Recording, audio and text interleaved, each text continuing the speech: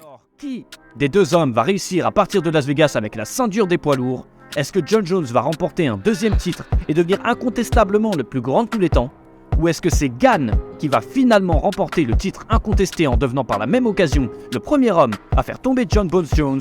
La réponse, c'est le 5 mars prochain.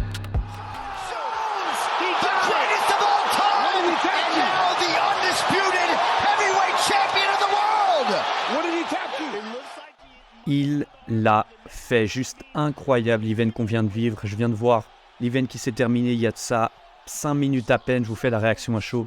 Incroyable cet event de l'UFC 285. On pouvait s'attendre à beaucoup de choses. On pouvait s'attendre à tout. On a quand même été surpris de voir la facilité avec laquelle s'est déroulé ce main event. Alors déjà la carte en tant que telle a été incroyable du début à la fin. Bo Nickal qui finit par soumission au premier round, une décision incroyable au suivant. Shevchenko qui perd son titre par soumission au 4e round après avoir dominé quand même 3 de ces 4 rounds là. Incroyable du début à la fin. Quelle carte on a encore vécu ce soir là. L'UFC qui continue son année, son début d'année, on est le 5 mars, mais quel début d'année de l'UFC pour ses 30 ans.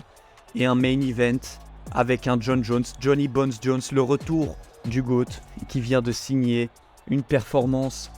Alors, on va essayer d'analyser ensemble cet événement, mais quelle performance il nous a fourni. Est-ce que c'est la plus grande performance de sa carrière? C'est compliqué à dire. Peut-être que dans ce que ça représente, ça a été une des plus grosses performances de sa carrière. Mais dans la manière, on a l'impression que ça a été peut-être la plus facile de sa carrière. Comment ça s'est déroulé? C'était tout simplement... C'était hors du temps.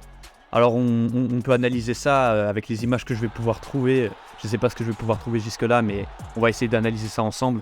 Alors ce qui s'est passé d'abord, déjà très étonnant, l'entrée évidemment, la pression qui a pu se rajouter sur Ciryl Gane, parce que on est aux États-Unis, on est à Los Angeles, on a entendu quand même les Américains qui restent malgré tout très patriotes, et Ciryl Gane qui a fait son entrée sous les sifflets généraux.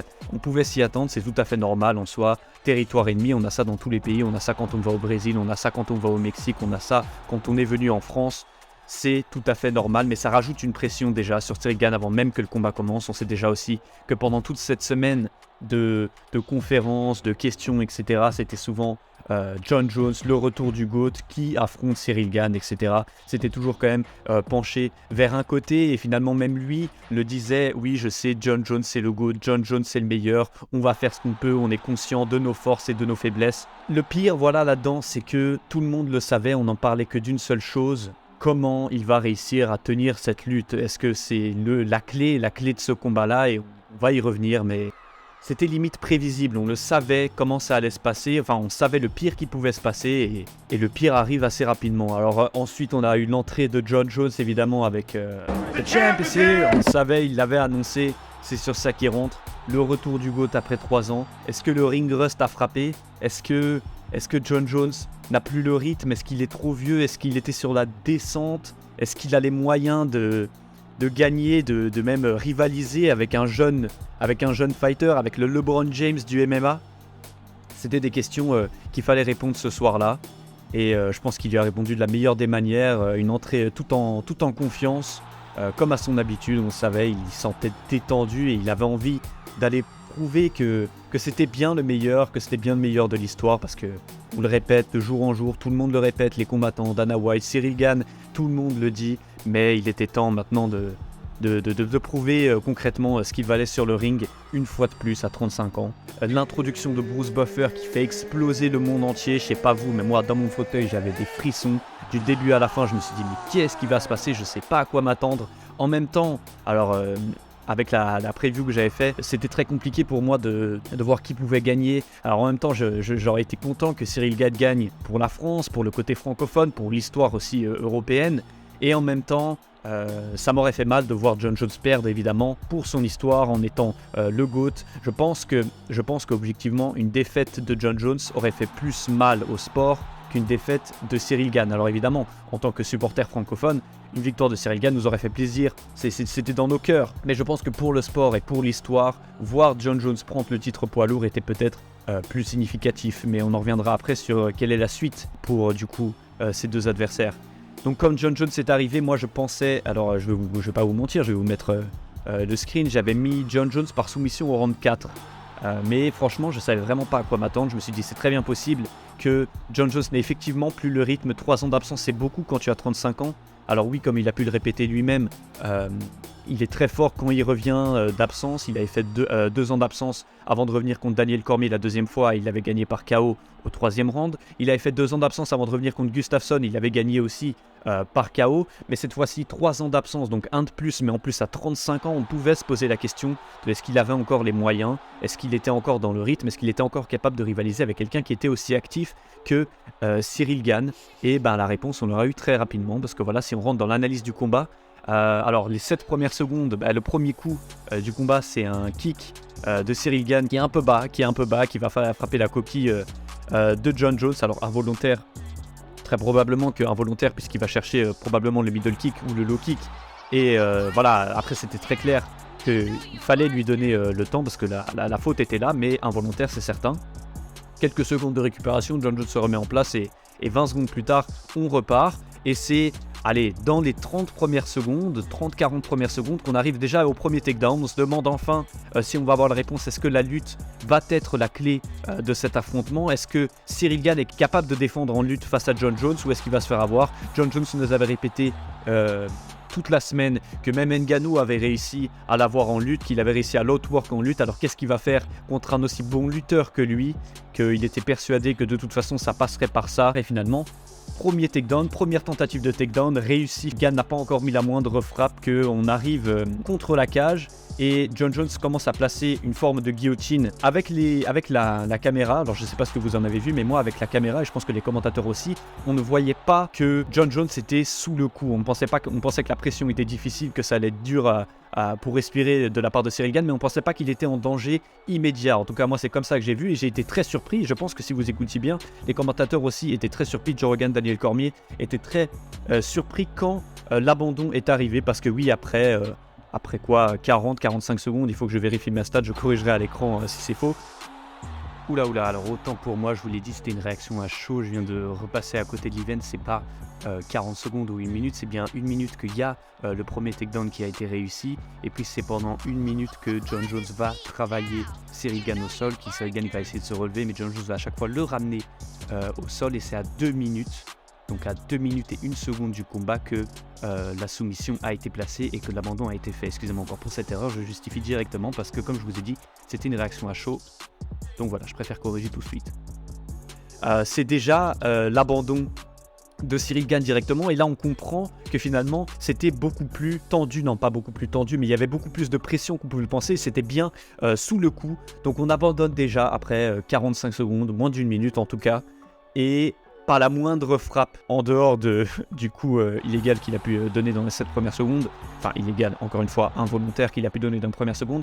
Cyril Gane s'est fait prendre dès la première tentative de takedown et la première tentative de soumission, ça a été l'arrêt. John Jones l'avait dit, il allait rendre ça facile, il allait montrer que c'était une performance simple, et le moins qu'on puisse dire c'est qu'il a prouvé tout ce qu'il fallait, moins d'1 minute, et ça paraît facile. Alors comme je l'ai dit, en termes de résultats, devenir poids lourd, devenir le deuxième combattant de l'histoire à être champion en mi-lourd et en lourd après Daniel Cormier, d'ailleurs son adversaire de toujours, devenir ce double champion-là, pas en même temps, mais double champion-là à l'histoire de l'UFC, consolider son statut de GOAT, parce que là encore une fois c'était le sujet de la semaine. Alors est-ce que ce combat, cette performance-là solidifie? Moi je pense qu'il était déjà GOAT avant ce combat-là. Est-ce que cette performance solidifie ça? Avec la facilité avec laquelle il l'a fait, on pourrait se dire que oui, mais voilà, ça n'a pas été le combat le plus spectaculaire de l'année.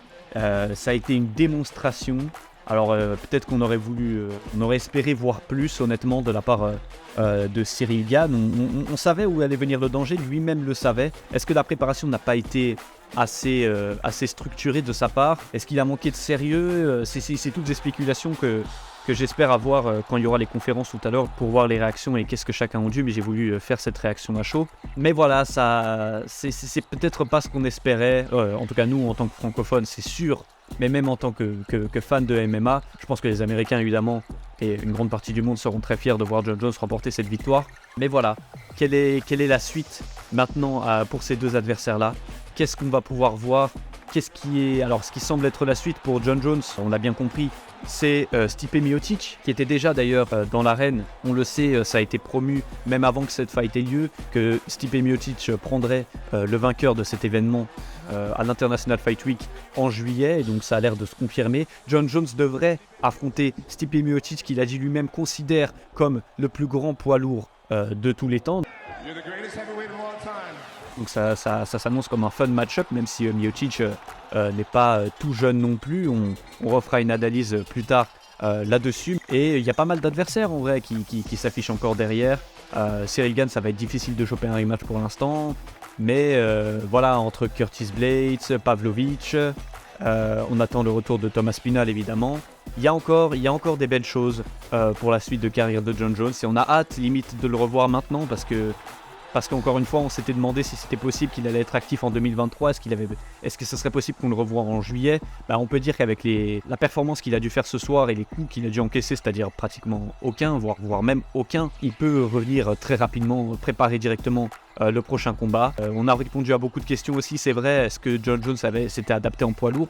Alors je pense que c'est trop tôt pour répondre à toutes ces questions parce que finalement on n'a pas pu voir si Jon Jones avait cette endurance de poids lourd. Est-ce qu'il était encore capable de tenir 5 rounds? Est-ce qu'il était capable d'avoir de l'adversité? Est-ce qu'il avait encore un chin? Beaucoup de choses qu'évidemment on ne peut pas répondre avec un combat de moins d'une minute. Mais l'important est là, la victoire est là et le chemin continue pour notre ami Jon Jones. Alors Ciryl Gane maintenant. Ciryl Gane, qu'est-ce qu'on peut attendre maintenant pour Ciryl Gane? Évidemment, demander un rematch dans ce combat-là. On n'a pas eu d'interview de lui en post-fight, mais j'espère l'avoir tout à l'heure en presse-conférence pour qu'on puisse compléter ça. Ciryl Gane, quoi de plus maintenant? Alors Ciryl Gane, maintenant qu'il a perdu contre Jon Jones, et de cette manière-là, parce que s'il avait perdu dans un combat serré en décision, peut-être que tout serait différent. Mais ici, voilà, je pense qu'il va falloir rebondir. Deuxième défaite de sa carrière, 2 défaites sur les 3 derniers combats, évidemment, après avoir perdu contre Ngannou et avoir battu Tai Tuivasa à Paris. On sait qu'il y a un événement en France, alors peut-être que le prochain combat pour lui, ce serait un main event en France de toute façon. Contre qui, c'est compliqué. Peut-être Thomas Spinal, peut-être pour le retour de Thomas Spinal, c'est possible. En France, peut-être Curtis Blades, c'est compliqué parce qu'il est quand même sur une plus grande série de victoires que ça. Je serais partant pour un combat contre Thomas Spinal pour son retour en France. Garder Ciryl Gane, qui reste une superstar en France évidemment, en main event. La meilleure manière, ce serait de faire un Fight Night d'un retour à Paris qui pourrait arriver en septembre, je pense. Qui avoir comme adversaire? Curtis Blades ou Thomas Spinal? Je pense que Thomas Spinal, c'est plus représentatif pour le scénario actuel de Ciryl Gane, évidemment, parce que Curtis Blades, on est sur 2 victoires d'affilée depuis sa défaite contre Derrick Lewis, justement sur Rosenstruck, et à Spinal avec cette blessure qui lui était arrivée. Ouais, moi j'aimerais bien voir ça, mais dites-moi en commentaire ce que vous aimeriez voir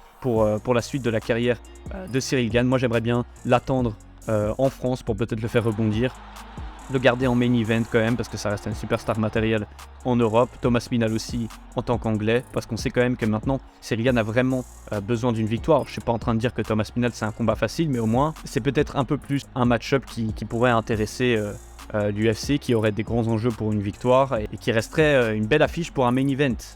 Donc voilà les gars, c'était la fin de la réaction à chaud de l'UFC 285, Ciryl Gane contre Jon Jones. N'hésitez pas à me dire en commentaire ce que vous en avez pensé, si vous avez été surpris, déçu ou si vous vous y attendiez. Je vais essayer de vous monter ça vite et vous envoyer ça dans la journée, donc à tout à l'heure.